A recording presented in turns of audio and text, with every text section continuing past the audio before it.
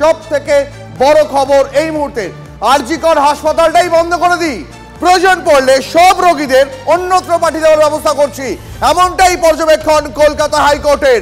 এই মুহূর্তের সব থেকে বড় খবর, হাইকোর্টের পর্যবেক্ষণ, যা পরিস্থিতি তাতে আরজি কর হাসপাতাল বন্ধ করে দেওয়াই ভালো, আমি আরজি করের রোগীদের অন্য হাসপাতালে পাঠিয়ে দিচ্ছি, কড়া পর্যবেক্ষণ হাইকোর্টের প্রধান বিচারপতি।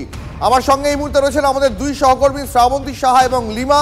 আমি শুরুতে শ্রাবন্তীর কাছে যাই। শ্রাবন্তী, যে প্রেক্ষিতে প্রধান বিচারপতি এই পর্যবেক্ষণ দিচ্ছেন, সেই গোটা প্রেক্ষিতটা যদি একবার দর্শকদের জন্য তুলে ধরো।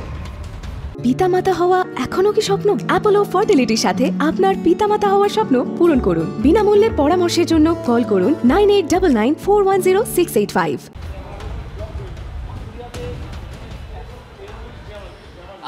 দীপ, মূল শুরুটা হয়েছিল আজকে 14ই আগস্ট রাতে, যেভাবে আরজি করের উপরে হামলা, একদল মব হঠাৎ করে ছুটে এসে আরজি করের ইমার্জেন্সি রুম ভাঙচুর চালায়, সেটা থেকে বিরত থাকতে পারেননি প্রধান বিচারপতি। আজকের মামলার শুরুতেই তিনি বলেন, এই কটা দিনে, এই মাত্র 2 দিনের মধ্যে একাধিক ইমেল, একাধিক আর্জি তার কাছে এসেছে যে আরজি করের মামলার জরুরি শুনানি করতে হবে।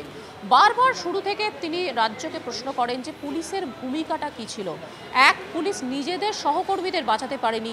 2, যারা প্রতিবাদ করছিলেন সেই সমস্ত চিকিৎসকদের কোনো রকমভাবে সহায়তা পর্যন্ত পুলিশ করতে পারেনি। তাহলে আরজি করে তারা যারা এখনও পর্যন্ত প্রোটেস্ট করছেন, আদৌ কি তারা নিরাপদ? আদৌ কি আরজি করের যে সিচুয়েশন হয়ে রয়েছে সেটা কি এই হাসপাতাল করা সম্ভব, হাসপাতাল চালানো সম্ভব?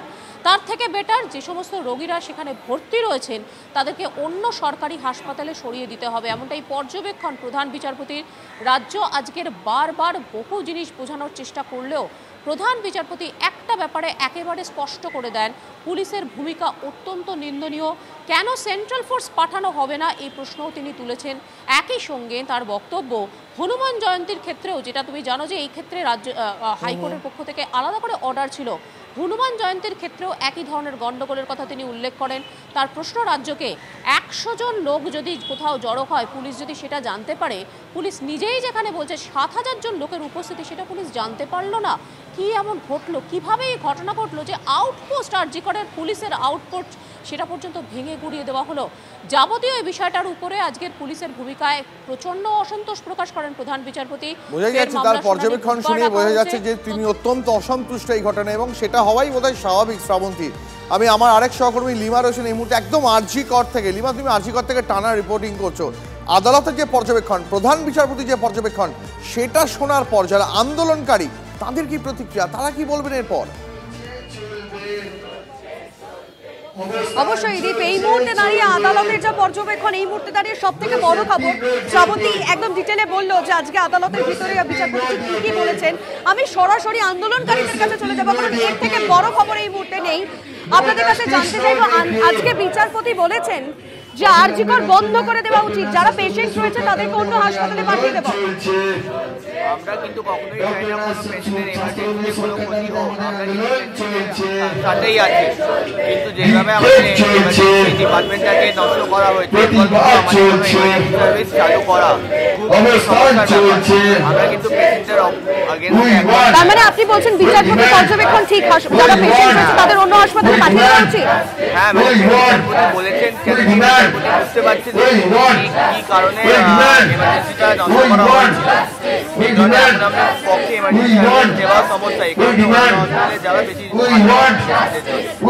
বাকিদের কাছেও যাবো। এখানে প্রত্যেকেই যারা আন্দোলনে বসেছেন জাস্টিসের জন্য বলছেন, আজকে হাইকোর্টে প্রধান বিচারপতির সব থেকে বড় পর্যবেক্ষণ বলছে আরজি কর বন্ধ করে দেওয়া উচিত, যারা পেশেন্ট রয়েছে আমি তাদেরকে অন্য হাসপাতালে পাঠানোর ব্যবস্থা করছি। কিভাবে দেখছেন? আন্দোলনকে দমন করা যায়নি, যাবে না। কাজ যেতে পারবো না, আমরা চাই সেফটি দেওয়া হবে এবং আমরা কাজ যেতে পারি, আর ক্রিমিনালদের জন্য শাস্তি দেওয়া হয়, এটুকু আমি বলতে চাই। আর যে পেশেন্টদেরকে অন্য হাসপাতালে পাঠানোর ব্যাপারে আজকে এই মুহূর্তে দাঁড়িয়ে যেটা বিচারপতি বললেন, সেই ব্যাপারটাকে কিভাবে? আমি বাকিদের কাছে আসবো এবং জানতে চাইবো যে তারা কিভাবে দেখছেন এই বিষয়টিকে। আজকে প্রধান বিচারপতি বলেছেন যে যারা হাসপাতাল বন্ধ করে দেওয়া উচিত, তারা যারা পেশেন্ট রয়েছে অন্য হাসপাতালে পাঠিয়ে দিতে। আন্দোলনকে দমন করা যায়নি, কিভাবে দেখছেন? যাবে না, কিছু বলার নেই। দেখো, ব্যাপারে অনেকে এখনো কিছু মুখ করতে চাইছেন না, কিন্তু আমি বাকিদের কাছে যাব। এই মুহূর্তে একজন কণ্ঠস্বর একদম সামনে বসে রয়েছেন। আজকে প্রধান বিচারপতি বলেছেন, আমাদের সঙ্গে থাকা, আমি তোমার কাছে আসবো, তবে এই মুহূর্তে চিকিৎসক মহল কি বলছে হাইকোর্টের এই পর্যবেক্ষণের পর, এটা জানার জন্য এই মুহূর্তে আমরা যোগাযোগ করেছি বিশিষ্ট চিকিৎসক ডক্টর সুমন পোদ্দারের সঙ্গে। সুমন বাবু, টিভি9 বাংলা আপনাকে স্বাগত। সুমন বাবু, আরজি করের এই পরিস্থিতি দেখে হাইকোর্টের পর্যবেক্ষণ যে আমি আরজি কর হাসপাতাল বরং বন্ধ করে দিই এবং আরজি করের যারা রোগী তাদের অন্য হাসপাতালে পাঠিয়ে দিচ্ছি, এটা শোনার পর একজন চিকিৎসক হিসাবে কি বলবেন আপনি? না, মানে সিচুয়েশনটা অত্যন্ত কঠিন আরো, কারণ যে যারা চিকিৎসক মহলের কাছে এটা তো একটা মানে খুব একটা ভালো জিনিস প্রেজেন্ট হলো না।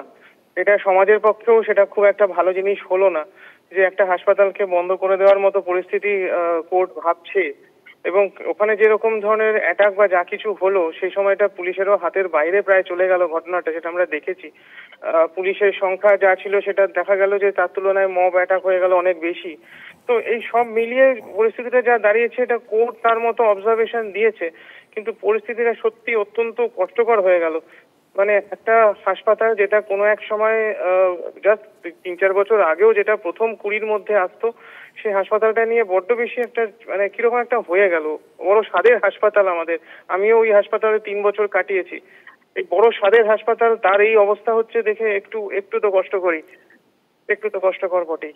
অনেক ধন্যবাদ আপনাকে ডক্টর পোদ্দার। কথা বলছিলাম বিশিষ্ট চিকিৎসক ডক্টর সুমন পোদ্দারের সঙ্গে, এবং তিনি যেমনটা বললেন যে আরজি করের এই পরিস্থিতি দেখে একজন প্রাক্তন হিসাবে তিনিও অত্যন্ত লজ্জা এবং আতঙ্কে রয়েছেন। অনেক ধন্যবাদ ডক্টর পোদ্দার।